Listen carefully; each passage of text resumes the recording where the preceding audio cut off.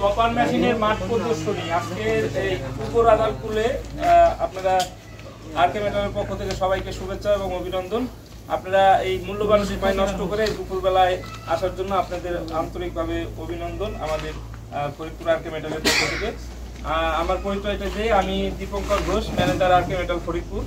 আমি দীর্ঘ প্রায় 9 বছর এই প্রতিষ্ঠানের সাথে যুক্ত আছি। সাথে আমরা কৃষি যন্ত্রপাতি নিয়ে সারা বাংলাদেশেই আপনাদের এই কক্সবাজারের মতন আর সারা বাংলাদেশেই এই মেশিন নিয়ে আমরা কাজ করি কৃষি যন্ত্রপাতি নিয়ে।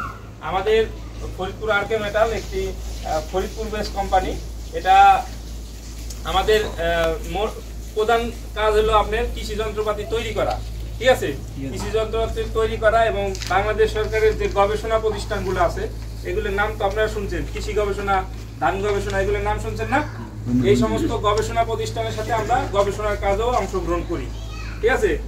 এখন আমরা আজকে আপনাদের এখানে আনার একটাই উদ্দেশ্য, সেই উদ্দেশ্য হলো আপনাদের এই মেশিন সম্বন্ধে আমরা ধারণা দিব, হাতে কলমে শিখাবো আজকে যে মেশিনগুলোর মোটামুটি কিভাবে চালাইতে হয়, মোটামুটি একটু নষ্ট হলে কিভাবে সারতে হয়, তারপরে কিভাবে এটা রক্ষণাবেক্ষণ করবেন, ভালো রাখবেন, এইগুলোই আপনাদের কাজটা আজকে আমরা শিখাবো, ঠিক আছে?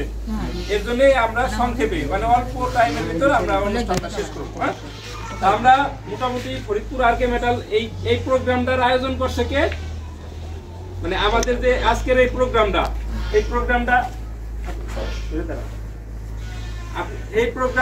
আয়োজন করছে কে? আরকে মেটাল। সবাই একটু বলেন তো একসাথে, আরকে মেটাল ফরিদপুর। হ্যাঁ, ফরিদপুরের নাম শুনছেন সবাই? হ্যাঁ। তাহলে আপনারা সবাই আবার একসাথে বলেন তো যে এই যে আজকের এই ডেমনস্ট্রেশন বা হাতে কলমে শেখানো চপার মেশিনের মাঠ প্রদর্শনী এই অনুষ্ঠানটার আয়োজন করছে কে? আরকে মেটাল।